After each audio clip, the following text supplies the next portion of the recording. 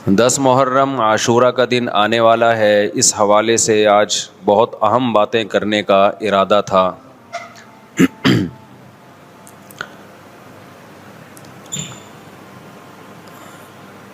محرم میں کیا کرنا چاہیے، کربلا کا واقعہ اصل ہے کیا؟ کربلا کے واقعے پر تو میں ایک پورا بیان چند سال پہلے ریکارڈ کروا چکا ہوں، لیکن اس واقعے سے اہم سبق کیا ملتے ہیں؟ محرم میں ہم کون سے ایسے کام کر رہے ہیں جس سے ہم اللہ کے غضب کے مستحق ٹھہر رہے ہیں؟ محرم میں کیا کیا ہو رہا ہے میں آپ کو بتاتا ہوں۔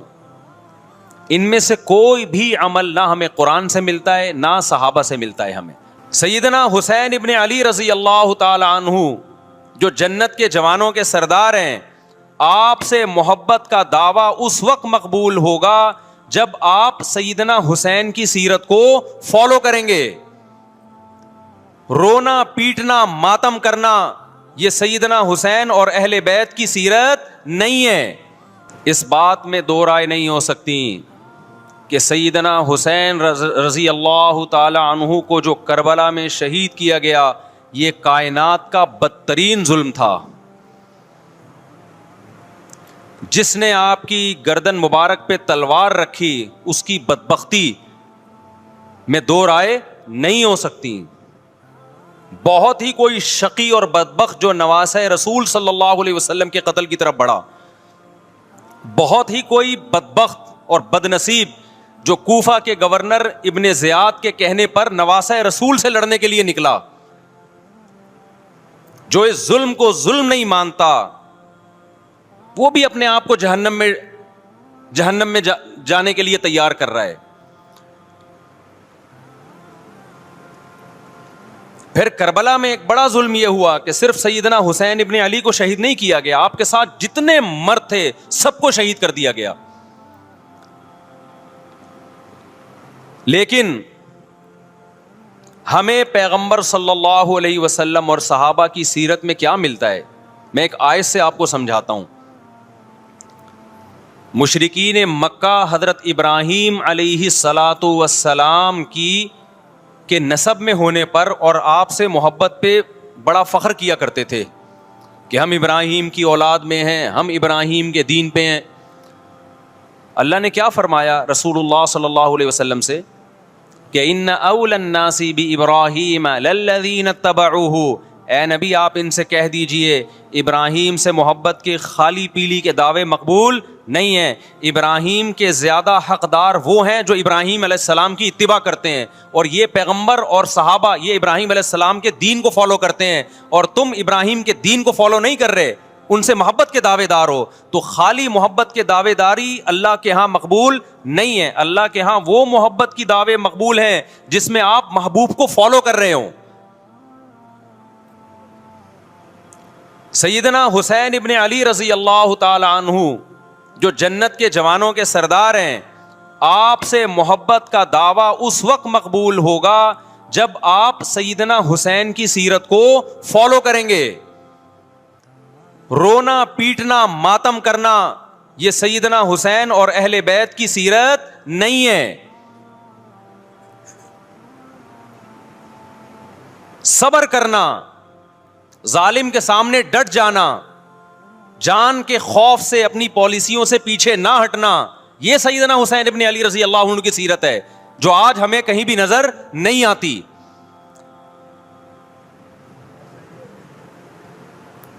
تو ہم نے بھائی دیکھنا ہے صحابہ کا طرز عمل کیا تھا۔ آپ بتاؤ صحابہ کو سیدنا حسین سے محبت تھی یا نہیں تھی؟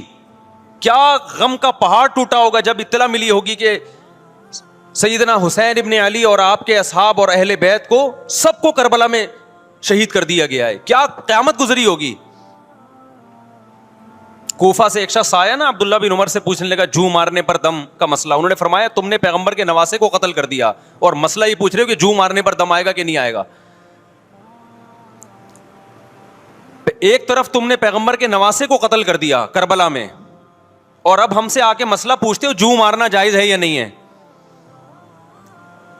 صحابہ کے ہاں یہ غم کم غم نہیں تھا۔ دیکھو حضرت معاویہ رضی اللہ تعالی عنہ کے ہاتھ پہ بھی حضرت حسین نے بیعت نہیں کی، لیکن بغاوت بھی نہیں کی. کیوں؟ بغاوت سے فتنے کا اندیشہ تھا. حضرت حسن جو حضرت حسین کے بڑے بھائی تھے، انہوں نے سیدنا معاویہ رضی اللہ تعالی عنہ کے ہاتھ پہ بیعت کی اور اس اختلاف کو ہمیشہ کے لیے اپنی کوشش کے مطابق ہمیشہ کے لیے ختم کر دیا. ختم ہوا نہیں ہوا ایک الگ بحث ہے، لیکن حضرت حسن کا مقصد کیا تھا کہ مسلمانوں کی دو جماعتوں کو میں آپس میں لڑتا ہوا نہیں دیکھ سکتا. لوگوں نے کہا آپ خلافت کے حقدار ہیں، آپ نے فرمایا میں دستبردار ہوتا ہوں سیدنا معاویہ کے حق میں. حضرت حسن بیعت ہو گئے حضرت معاویہ سے، اور یہ اختلاف کو کیا کر دیا؟ ختم. حضرت حسین بیعت نہیں ہوئے، لیکن حضرت حسین نے بغاوت بھی نہیں کی. ہر ایک کی اپنی رائے تھی. حضرت حسن کی اپنی رائے تھی، ان کا خیال تھا کہ بیعت ہونا مسلمانوں کے لیے زیادہ مفید ہے، ایک پاورفل حکومت ہوگی، ایک طاقتور ریاست ہوگی، ورنہ لڑتے رہیں گے آپس میں. حضرت حسین کا موقف یہ تھا کہ میں بغاوت تو نہیں کروں گا لیکن بیعت بھی نہیں ہوں گا، کیونکہ اگر بیعت ہو گیا تو اس سے جو خلفائے راشدین کے دور میں جو خلیفہ کی سلیکشن کا طریقہ تھا وہ طریقہ ختم ہو جائے گا. تو میں اگر اس طریقے کو نہیں لا سکتا تو اس کے خلاف کو پروموٹ بھی نہ کروں میں. یہ بھی ایک رائے تھی. میں سمجھا پا رہا ہوں اپنی بات؟ بھائی رائے کا اختلاف ہوتا ہے نا. نبی صلی اللہ علیہ وسلم نے فرمایا اذا اجتہد المجتہد فإن اصاب فلہ اجران وإن اخطأ فلہ اجر واحد. جب کوئی مجتہد اللہ کی رضا کو سامنے رکھ کے اجتہاد کرتا ہے، صحیح اور غلط کا فیصلہ کرنے بیٹھتا ہے، رائے یعنی اس کا مقصد اللہ کی رضا ہو، تو اگر وہ درست نتیجے پہ پہنچے تو 2 ثواب، غلط نتیجے پہ پہنچے تو بھی 1 نیکی اس کو ملتی ہے، اس لیے کہ اس کے بس میں جو خیر خواہی کا کے لیے جو تھا وہ اس نے کر دیا. رائے کا اختلاف ہوتا ہے. تو حضرت حسن رضی اللہ تعالیٰ عنہ بیعت ہوئے حضرت معاویہ کے ہاتھ پہ. سیدنا حسین نہ بیعت ہوئے اور نہ آپ نے بغاوت کی، خاموشی اختیار کی. حضرت معاویہ رضی اللہ تعالی عنہ نے سیدنا حسین کو تلوار کی زور سے بیعت پر مجبور نہیں کیا، بلکہ نواسہ رسول کا خیال کیا اور وصیت بھی کی لوگوں کو. لیکن جب حضرت معاویہ کے بعد یزید جانشین ہوا، اس کی سب سے بڑی غلطی یہ تھی کہ اس نے نواسہ رسول صلی اللہ علیہ وسلم اور آپ کے ساتھ جو چند اہل بیت اور چند صحابہ تھے، اس وقت بھی حضرت حسین نیوٹرل تھے. نہ حضرت حسین نے بغاوت کا ارادہ کیا اور نہ بیعت کرنے کا ارادہ کیا. یزید ابن معاویہ کو چاہیے تھا کہ سیدنا حسین رضی اللہ عنہ کو اپنے حال پہ چھوڑ دیتا، اپنے والد کی طرح.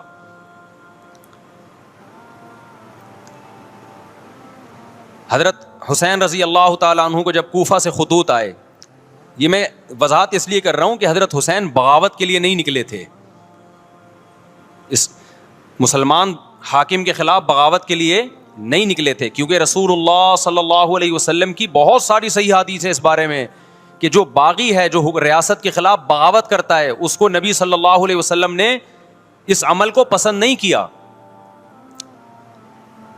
تو حضرت حسین رضی اللہ تعالیٰ عنہ کو کوفہ سے خطوط آئے کہ یہاں سارے کے سارے لوگ آپ کے ہاتھ پہ بیعت کرنے کے لیے تیار ہیں. ظاہر ہے جب کسی علاقے کے لوگ دارالخلافہ ہو اور سب بیعت ہونے کے لیے تیار ہوں تو پھر آپ کا جانا یہ بغاوت کا عمل نہیں کہلاتا. حضرت حسین رضی اللہ تعالیٰ عنہ اہل بیت کے ساتھ نکلے. کربلا میں جب پہنچے، مشہور واقعہ آپ 20 دفعہ سن چکے ہیں، وہاں جا کے آپ کو اطلاع ہوئی کہ وہ خبر غلط تھی اور عبید اللہ بن زیاد نے ایک پورا لشکر بھیجا سیدنا حسین رضی اللہ تعالیٰ عنہ کو مجبور کرنے کے لیے کہ میرے ہاتھ پہ آپ زبردستی بیعت ہو جائیں.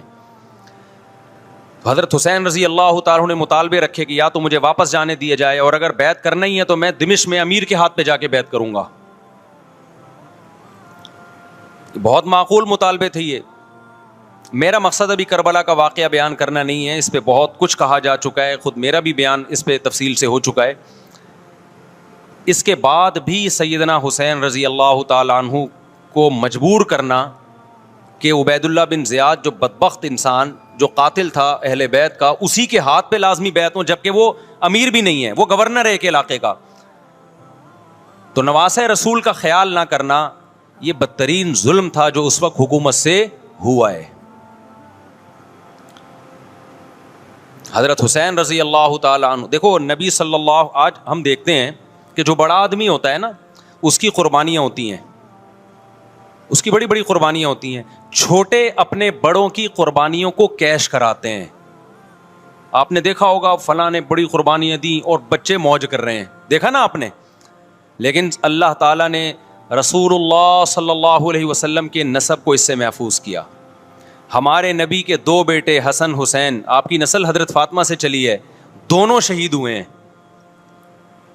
اس میں بہت بڑی حکمت تھی کہ پیغمبر صلی اللہ علیہ وسلم نے سب سے پہلے تربیت اپنے گھر والوں کی ہے. آج لوگ باہر فنٹر بنے ہوئے ہوتے ہیں, تبلیغیں کر رہے ہوتے ہیں, اپنے گھر کی ان کو پرواہ نہیں ہوتی. نبی صلی اللہ علیہ وسلم نے سب سے پہلے جو تربیت کی ہے, کس کی ہے؟ حضرت حسن اور حسین کی ہے. تو جب کربلا میں آپ کو چاروں طرف سے گھیر لیا گیا اور آپ کو مجبور کیا گیا کہ آپ نے ابن زیاد کے ہاتھ پہ بیعت کرنا ہے, تو آپ نے اس ذلت کو گلے لگانے سے انکار کر دیا. آپ کو 100% یقین تھا کہ اتنے بڑے لشکر کے سامنے میں ٹھہر نہیں سکتا, اسباب کی دنیا میں فتح کی امید نہیں ہے. لیکن حضرت حسین رضی اللہ تعالی عنہ نے لڑنے کا فیصلہ کر کے اور شہادت کو قبول کرنے کا فیصلہ کر کے ابن زیاد اور اس زمانے کے حکمران جو اس قتل پہ راضی تھے, قیامت تک کے لیے ان پہ لعنت کے سلسلے کا دروازہ کھول دیا. بعض دفعہ اللہ بھی یہ چاہتے ہیں کہ بدبختوں کو ڈھیل ملے تاکہ ان کا جرم سنستدرجہم من حیث لا یعلمون. قرآن کہتے ہیں نا ہم ان کو ڈھیل دیں گے, ان کو برائی میں ہم آگے بڑھنے دیں گے, ایسے بڑھنے دیں گے کہ ان کو خود بھی پتہ نہیں چلے گا, تاکہ قیامت کے دن ان کا عذاب ان کو کئی گنا بڑھا کر دیا جائے. اب میرے بھائی ہمارے لیے کیا سبق ملتا ہے؟ جب یہ واقعہ ہوا عالم اسلام میں کوہرام مچ گیا, لیکن کیا اس واقعے کے بعد اہل بیت کی جو مقدس اور پاکیزہ عورتیں تھیں, کیا انہوں نے نوحہ کیا یا صبر کیا؟ آپ کا ضمیر کیا کہتا ہے, انہوں نے نوحے پڑے ہوں گے یا صبر کیا ہوگا؟ بولو بھائی, صبر کیا. عبداللہ بن عمر رضی اللہ تعالیٰ عنہ جو کوفہ والوں کو ملامت کیا کرتے تھے کہ تم جو مارنے کے مسئلے ہم سے پوچھتے ہو, تم نے حسین کا قتل کر دیا, تو یہ حضرت ابن عمر نے اسی لیے کہا نا کہ آپ کو اس کا غم ہوا تھا. تو ابن عمر کا عمل کیا تھا؟ کیا انہوں نے ماتم کیا؟ کیا انہوں نے چھروں سے اپنے آپ کو مارا؟ حضرت حسین کا قتل بھی ظالمانہ, اور اس سے پہلے سیدنا عثمان کا قتل بھی ظالمانہ. اگر نوحہ یا ماتم جائز ہے تو حضرت عثمان کی شہادت کے دن بھی جائز ہے, حضرت حسین کی شہادت کے دن بھی جائز ہے. اور اگر ناجائز ہے تو جیسے عثمان کی شہادت کے دن ناجائز, حسین کی شہادت کے دن بھی ناجائز ہے. سمجھ میں آ رہی ہے بات کہ نہیں آ رہی ہے؟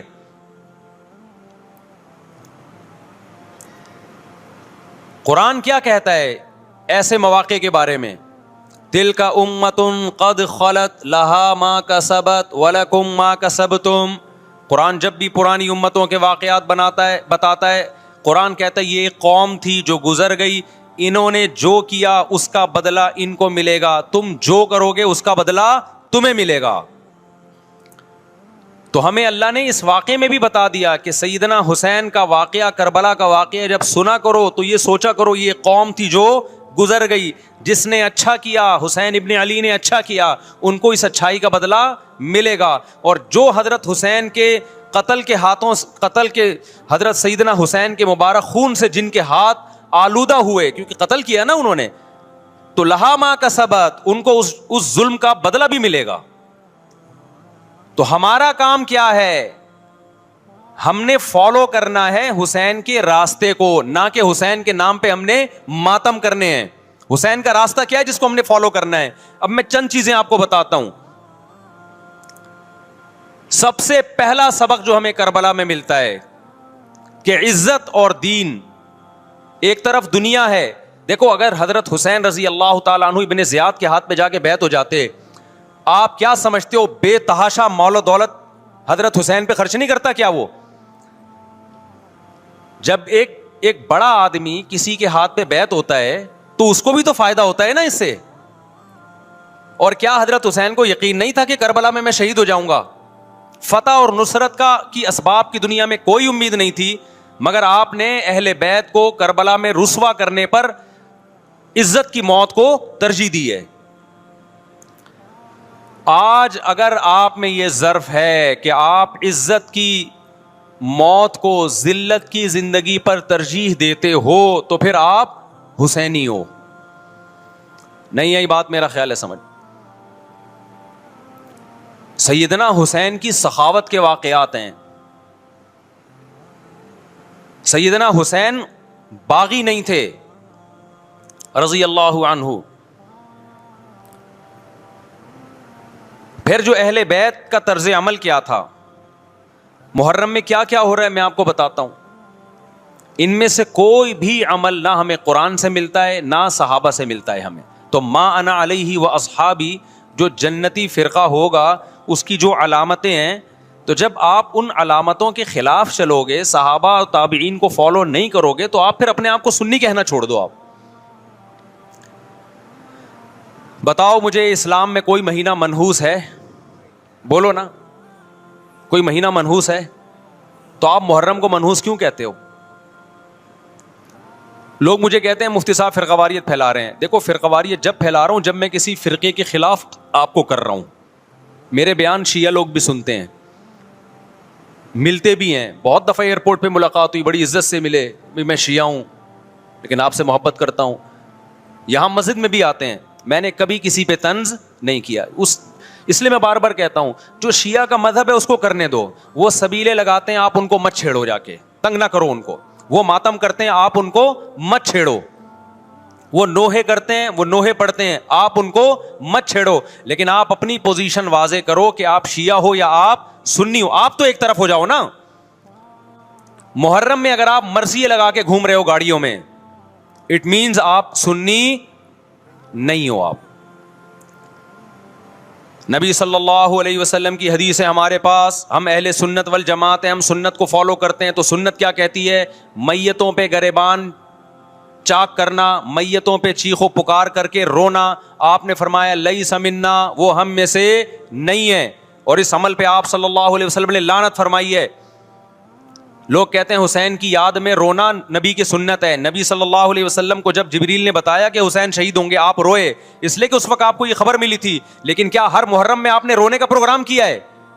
یا صحابہ کو بیٹھ کے باقاعدہ رلایا ہے آپ نے؟ کیا ہو گیا بھائی؟ آپ کو بھی جب کربلا کا واقعہ کی خبر ملی آپ کی آنکھوں میں آنسو آ جائے، یہ نیچرل ہے، یہ حسین سے محبت کی علامت۔ لیکن ہر محرم میں باقاعدہ بٹھا کے رونے کا پروگرام کرنا یہ حسین سے محبت کی علامت نہیں ہے، بلکہ شریعت میں ناجائز ہے یہ غموں کو بڑھانا۔ یہ کہاں سے جائز ہو گیا؟ حضرت عثمان بھی تو شہید ہوئے تھے، نبی صلی اللہ علیہ وسلم کے داماد تھے، ان کی یاد میں آپ رونے کو سنت کیوں نہیں کہتے؟ ہماری نظر میں حسین کا قتل بھی بہت بڑا ظلم اور سیدنا عثمان کا قتل بھی بہت بڑا ظلم تھا۔ دونوں مظلوم تھے، دونوں مظلوم شہید تھے، ہمیں دونوں کی شہادت پہ غم ہے، لیکن اب اس غم کو مناتے نہیں ہیں۔ اسلام میں غم منانا سنت نہیں ہے۔ دیکھو جعفر طیار رضی اللہ عنہ، نبی کے چچا زاد بھائی، اہل بیت، جب آپ صلی اللہ علیہ وسلم نے ان کو لڑائی کے لیے میدان جنگ میں بھیجا، رومیوں سے لڑائی تھی، حضرت جعفر طیار کی 4 بیویاں تھیں۔ جب نبی صلی اللہ علیہ وسلم مسجد نبی میں بیٹھے، آپ کو فرشتوں نے اطلاع دی کہ جعفر طیار شہید ہو گئے۔ آپ صلی اللہ علیہ وسلم کی آنکھوں سے آنسو، یہ آنسو اس وقت نکلے جب عین شہادت کی اطلاع ملی ہے۔ اس وقت آنسوؤں کا نکلنا محبت کی علامت ہے۔ آپ نے صحابی رسول کو بھیجا کہ جاؤ آپ کی زوجات کو، بیویوں کو جا کے خبر دو کہ جعفر طیار شہید ہو گئے۔ کیا قربانی تھی صحابہ کی، آپ دیکھو، ایسے جوان تھے جعفر طیار، خوبصورت جوان۔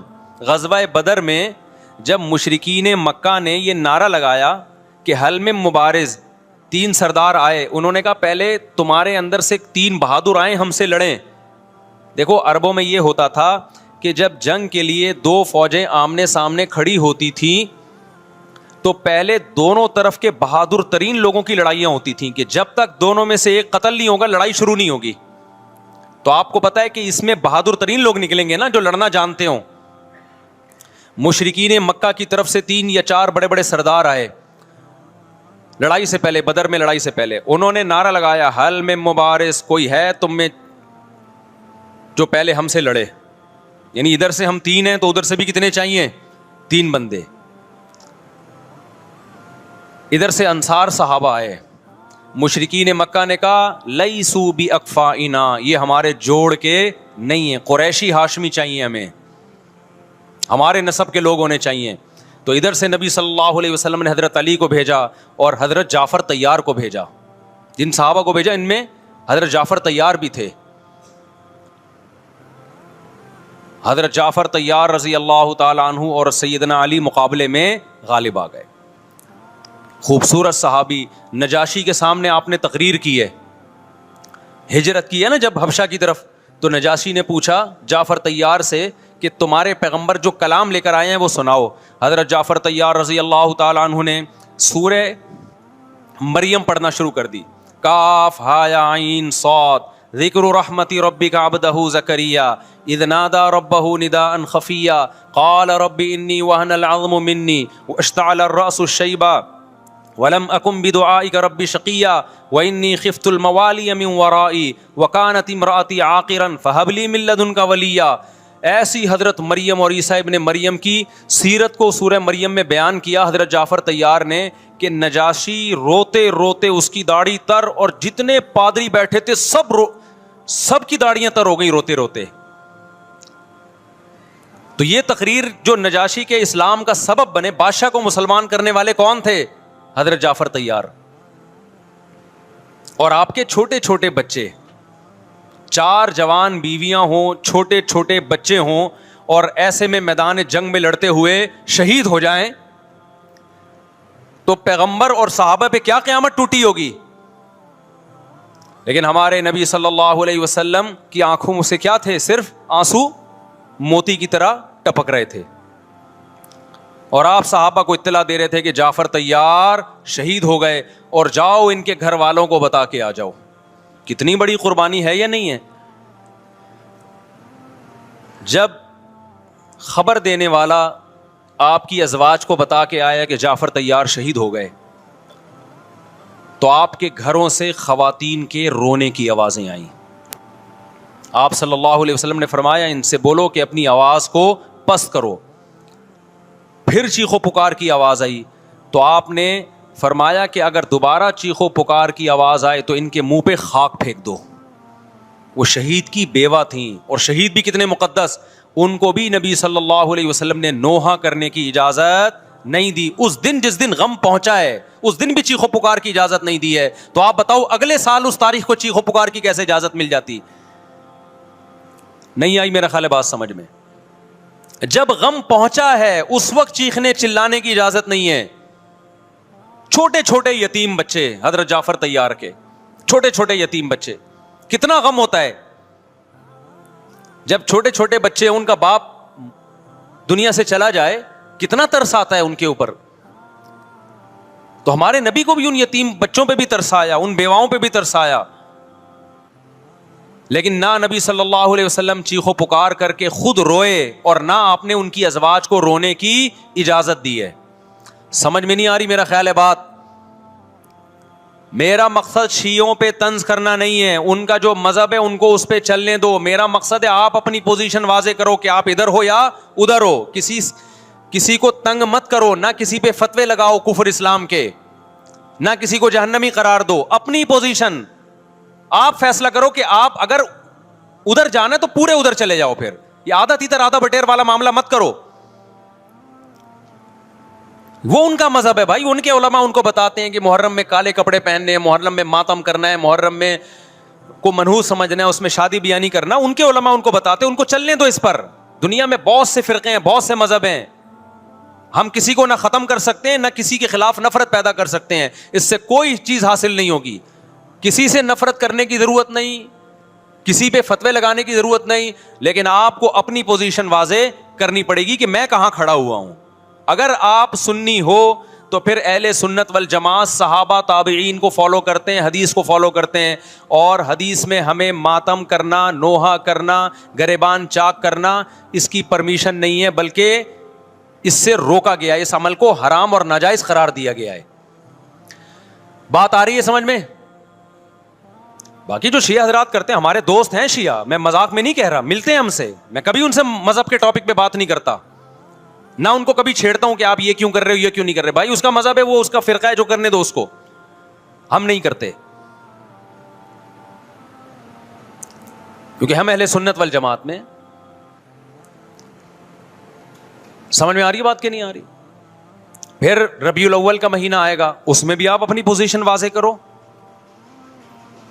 کہ آپ ادھر ہو یا ادھر ہو. دو فرقے ہیں, دیوبندی بریلوی. میں نہیں کہہ رہا کہ کون جنتی کون جہنمی, لیکن بر صغیر میں جن کو دیوبندی کہا جاتا ہے وہ نظر و نیاز تیجے 40 میں کے قائل بولو نہیں ہے.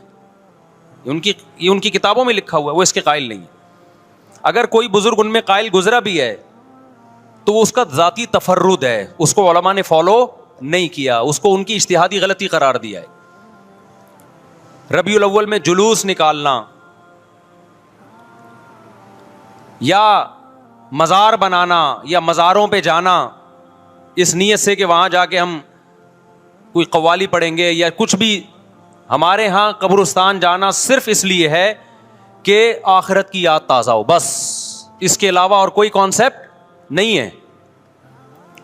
ہمارے ہاں قبر ایک بالش سے زیادہ اونچی بنانا جائز بولو نا نہیں ہے.